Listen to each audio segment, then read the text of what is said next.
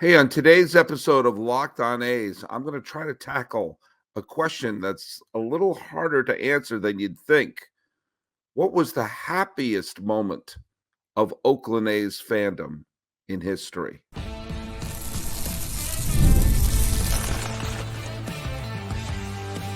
You are Locked On A's, your daily Oakland A's podcast, part of the Locked On Podcast Network, your team every day. Hello, A's fans, and welcome to Locked On A's, part of the Locked On Podcast Network, where it's your team every day. This is the daily podcast. We talk about your Oakland A's all year long. Hey, I am your host, Paul Francis Sullivan, but by all means, call me Sully. I've been a baseball podcaster for a very long time, and this is my sixth season here at the Locked On Podcast Network.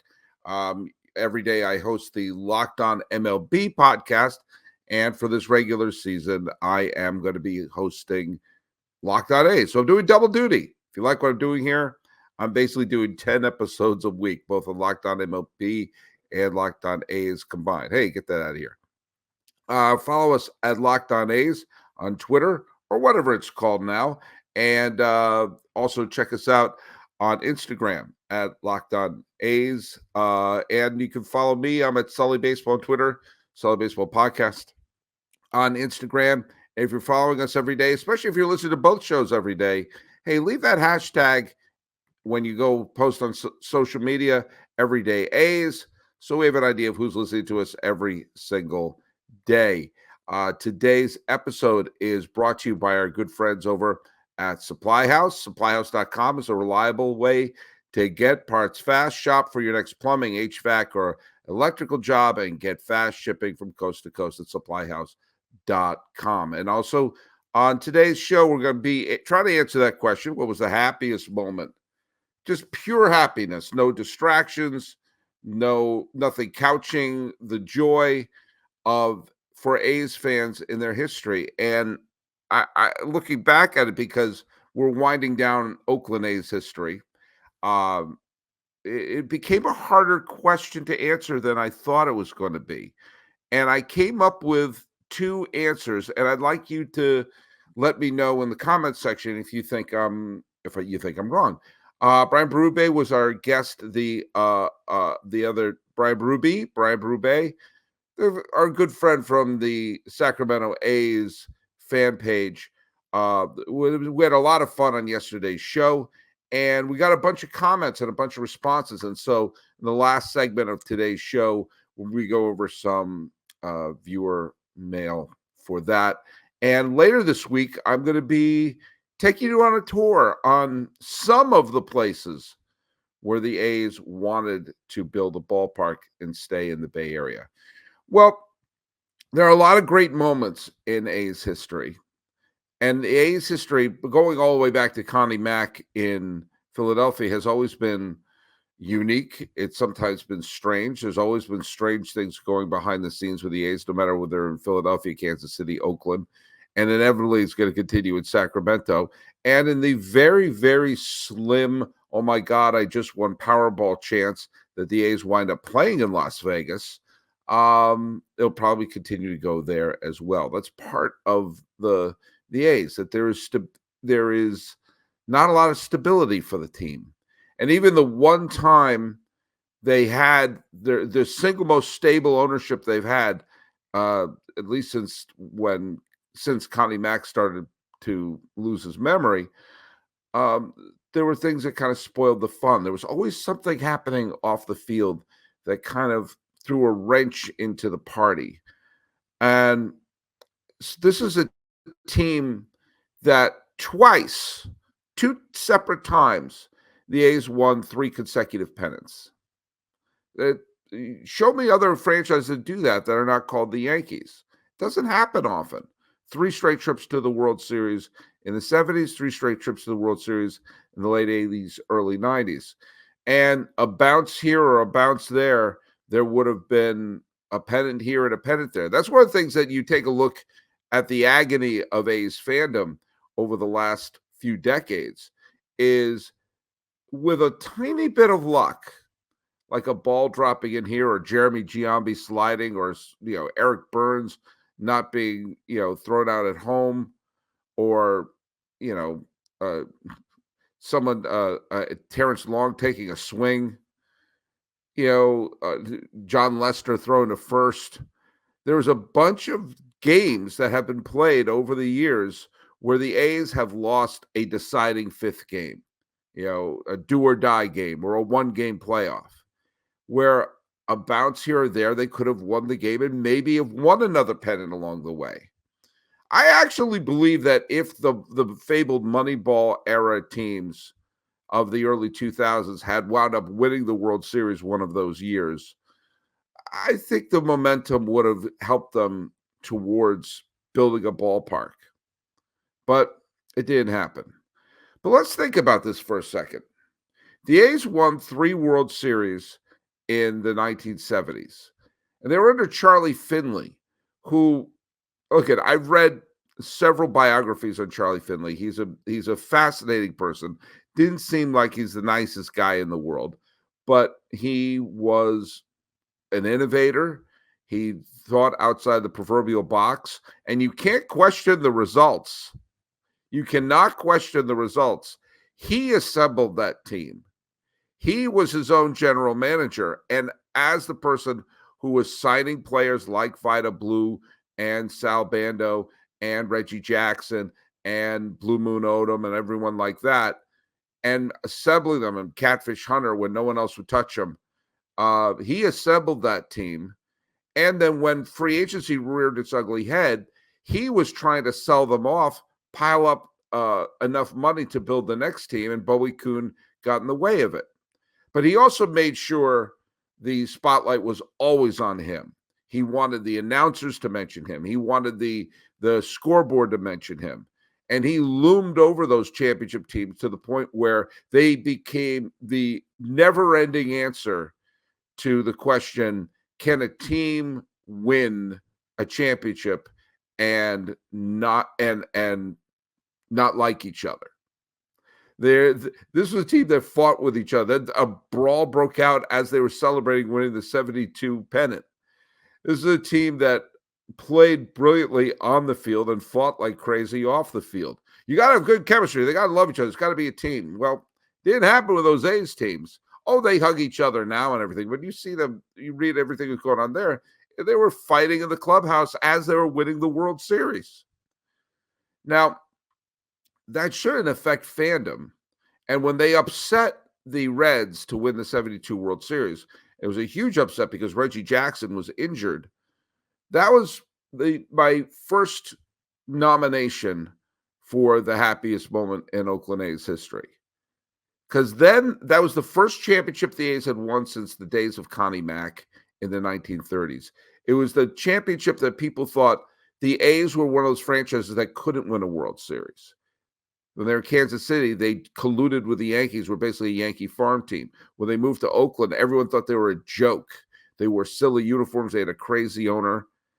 And there were people like, oh, you can't have this team win. They're not going to win. They can't possibly win. And they did. And they beat the Cincinnati Reds, who looked invincible.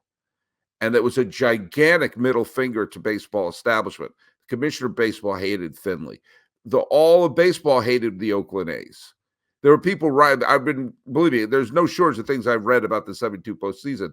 The commentary from the parts of the country was, the Reds have to win. This is a battle for the soul of our country. The A's can't possibly win this. And it became the first major championship of any of the major sports in the Bay Area. They won a title before the 49ers. They won a title before the Warriors did. They won a title before the San Francisco Giants did. That the A's were the first one to do it. And they went on to win the 73 and 74, 3 straight titles. So you would think that either backing it up with back-to-back wins in 73 or the title in 74 would be the answer. But there was something ugly looming over the 73 title, to the point when Yogi Berra, who was the manager of the Mets, the A's beat the Mets in the 73 World Series. When Yogi Berra visited the A's clubhouse to congratulate them for winning the World Series, Yogi, who was no stranger to winning World Series in his time with the Yankees, looked around and said, this doesn't feel like a winter locker room. It's because Dick Williams resigned And there was a giant, ugly incident revolving around Finley, once again, sticking his neck in everything, trying to humiliate infielder Mike Andrews. It's too long a story. Just know Andrews made a couple of errors, and Finley tried to humiliate him in public by making him sign papers saying, I'm actually injured. I can't play. I have to be taken off the roster, which wasn't true. And it got so acrimonious that the A's players considered boycotting and forfeiting one of the World Series games, and manager Dick Williams resigned during the celebration of the World Series. Kind of put a damper on that. The next year, the A's won 3 straight titles, this time defeating a heavily favored Dodger team. But again, there was a certain cloud over that. Finley decided to not make certain payments to Catfish Hunter's contract as it was written, and Catfish Hunter was going to go to arbitration to say, hey, this means I'm a free agent. You're in violation of contract. And that was going to happen the nanosecond they won the World Series. So there was an uneasiness over the 73 and 74 World Series titles. Yes, they celebrated, and for A's fans, it was great. But there was also, it cast a pall, no pun intended with my first name, that kind of sullied the championship. No pun intended with my nickname. And it kind of led to an uneasiness. The A's fans basically hated Finley, even though he delivered 3 straight championships. And you saw the attendance wasn't great. And eventually there was a sense of uneasiness with Finley on the team, running the team. They won the 3 straight World Series, but there was moments that eventually Finley sold the team. He had to. And Billy Martin came in as the manager. It was one of the last things Finley did for running the team. And Billy restored pride and greatness. And after some bad years in the late 1970s and nearly moving to Denver, Billy Ball came in. And Billy Ball led the A's all the way to the American League Championship Series. The A's had a brand new identity. They had a brand new team. And they had a new rising superstar, a local kid by the name of Rickey Henderson. Maybe you've heard of him. But even that happiness and winning, that moment when they won the American League West and went on to the ALCS in the split season of 81 was a huge moment. The A's were back. They had a new identity. They didn't have Finley hanging over the team. They had Billy Martin running it, and Billy Martin, who's from Oakland, or at least Alameda. Oh, the good times were going to come around. But off the field stuff, he was pining for New York. And by the end of the 82 season, he had sabotaged the A's by basically blowing out the arms of his pitchers, got fired. And by 83, he was back managing the Yankees. Well, we'll come back. I want to talk about what would look like would have been the greatest moment, at least in terms of happiness for A's fans, and how Mother Nature got in the way of that. Order supplies from the website that's made for the skilled trades. Find thousands of parts from hundreds of brands in just a couple of clicks at supplyhouse.com. Supplyhouse.com gives you 24-hour access to a huge selection of plumbing, HVAC, and electrical supplies with fast delivery anywhere in the U.S. Need help with an order? Get industry-leading after-sales service from their friendly and knowledgeable customer support team and talk to a real person every single time. And there's great news for plumbers, technicians, and contractors. Being a pro has its perks. Trade industry professionals can join their free TradeMaster program for free shipping and serious discounts on every order. Over 100,000 pros already trust the TradeMaster program to deliver results. Apply for your membership today and get a competitive edge on every order at supplyhouse.com/TM. Save money and time when you order online. Order plumbing, HVAC, and electrical supplies from supplyhouse.com. That site again is supplyhouse.com. Thanks so much for making Locked On A's your first listen every day. Your second listen, enjoy more of me, your pal Sully, at Locked On MLB. I'm here to provide you the national expertise, and you know what? We try to have some fun too, to get you ready for the Major League Baseball playoffs here in the dog days of summer. Prepare for the Fall Classic with me. I've got it covered every single day on Locked On MLB, available on YouTube or wherever you get your podcasts. It's part of the Locked On Podcast Network, where it's your team every day. So with the Wolf ownership, and I'm sorry, with the Haas ownership, the Haas family took over from Finley, and the A's put together their greatest run. You can make the great argument it's the greatest run. La Russa took over the team. La Russa was a Hall of Fame manager who was foolishly let go by the White Sox, and they quietly but quickly assembled a team. They had superstars that came up through the system like Canseco and McGuire. They hijacked Dave Stewart, who was a journeyman pitcher with LA, Philadelphia, and the Rangers. And the local kid did well, becoming a Cy Young contender and a World Series hero. And they stole Rickey Henderson back from the Yankees after his exile in the Bronx. And the team went on in 88, was obviously the best team in baseball. And they had, stars like, Terry Steinbach was on the team. Dave Henderson was on the team. Carney Lansford was on the team. Veterans like Dave Parker and Don Baylor were on the team. Everything seemed glorious, and they won the first of their pennants. But nobody remembers the fact that the A's were so great that year. All anyone remembers is Kirk Gibson's home run and Dennis Eckersley, the greatest reclamation project of them all, watching Gibson's home run fly. And then 89, the A's were magnificent. That's when they reacquired Henderson. And despite having some injuries, especially that to Canseco, that the team went on, dusted themselves off after a little scare in the first part of the season, and went on to clinch the division, make quick work out of an excellent Blue Jays team, and in games 1 and 2 in the long-awaited for Bay Bridge series, clobbered the hard-hitting Giants, holding to 1 run over the first 2 games. It was going to be the ultimate coronation for the A's. They were going to get revenge for losing the World Series the year before.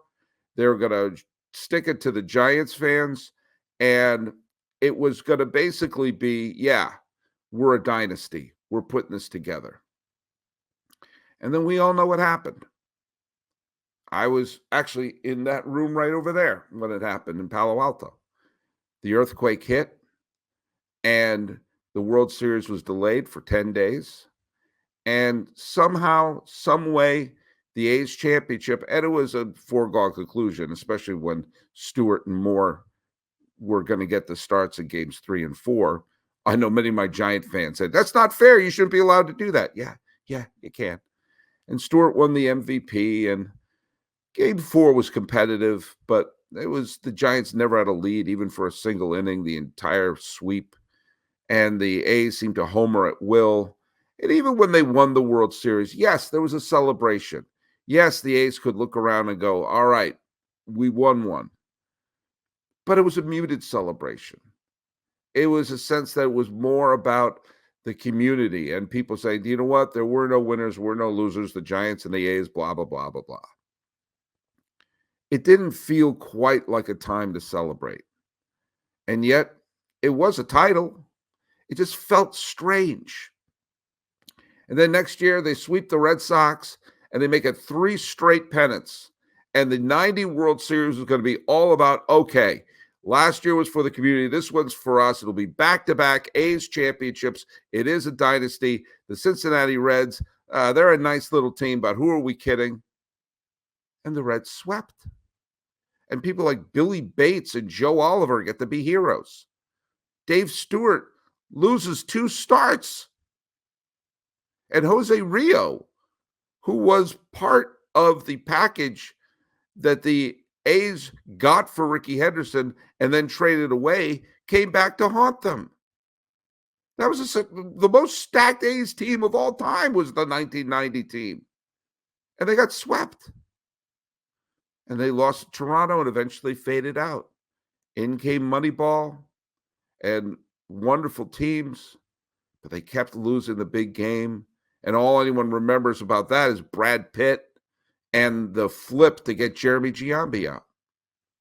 They had the great run in the 2010s, but they kept bumping into the Tigers and then the Royals, and then the more recent run where they kept losing one-game playoffs, and they advanced during the COVID years, but somehow lost to an Astros team that figured out how to win after the playoffs started. So I was thinking about it. What were the happiest moments? I'm going to submit these moments. Oh, and the one other thing is Rickey Henderson breaks the all-time stolen base record in an A's uniform, and Nolan Ryan throws a no-hitter the same day. And I remember the day it happened, everyone was saying, well, Rickey Henderson was being so me first and arrogant, but Nolan Ryan showed dignity. A lot of dogs barking from those whistles. So what were the moments of the ultimate happiness where there was just happiness, not anything else surrounding it, no off-the-field stuff or no earthquakes happening? I'll submit it were these moments. 1, the A's winning the World Series in 1972. It was absolutely the moment the A's became a real franchise in so many people's minds. That's 1. I'll submit 2, the A's winning the pennant in 1990. 3 straight trips to the World Series. Now people could talk about, is this a possible dynasty? 3, Rickey Henderson breaking Lou Brock's records. I don't care what Nolan Ryan did that night. And I guess I'm making 2 instances. Rickey Henderson breaking the record in 1982 for the single season and breaking the all-time record in 1991. So maybe those are the 4 things. And this is one, because it keeps coming up from all the A's fans I bring it up, and that's the Scott Hatteberg homer. I know the A's didn't win the World Series that year.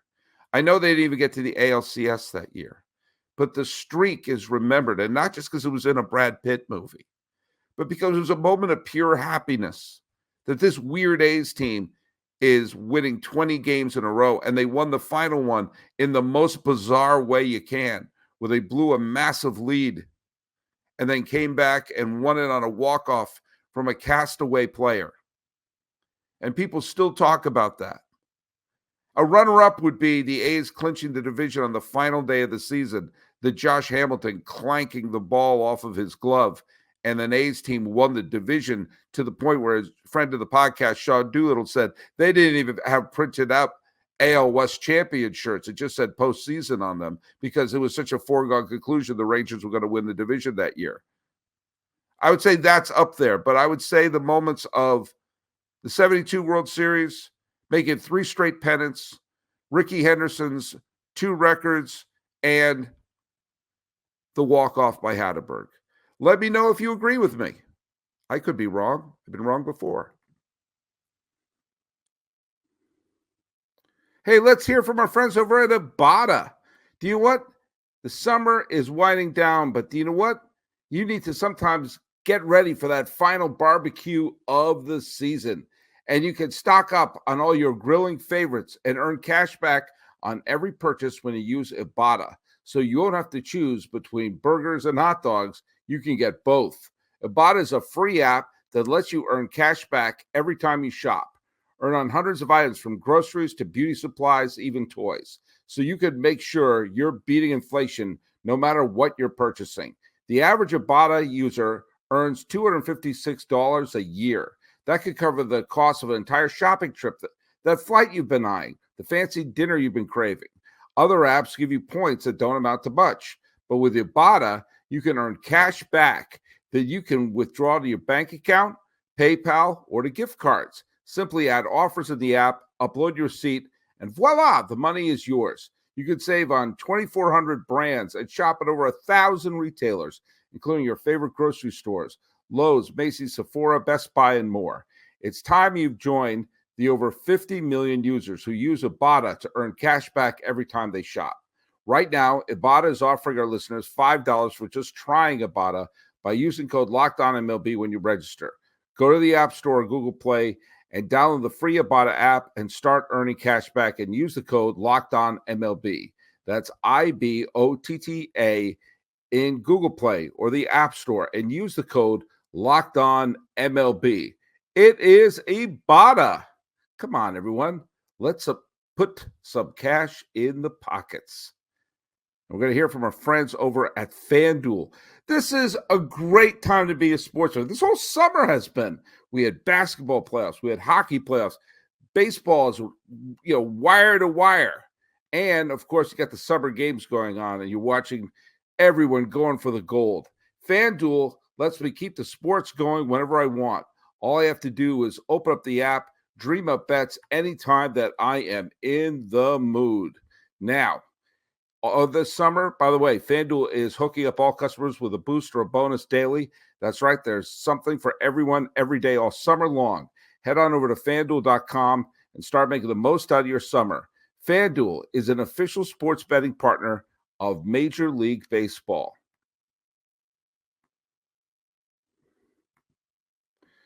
So this is a reminder that your second listen every day should be more of me. That's right. You can check out Locked On MLB podcast every day. Prepare for the Fall Classic with me. I've got it covered every single day. You can find the link to Locked On MLB in the description, so you don't need to do the search. Part of the Locked On Podcast Network, where it's your team every day. All right, so just let me know if you would disagree, if there's something you think that an obvious one I think I meant.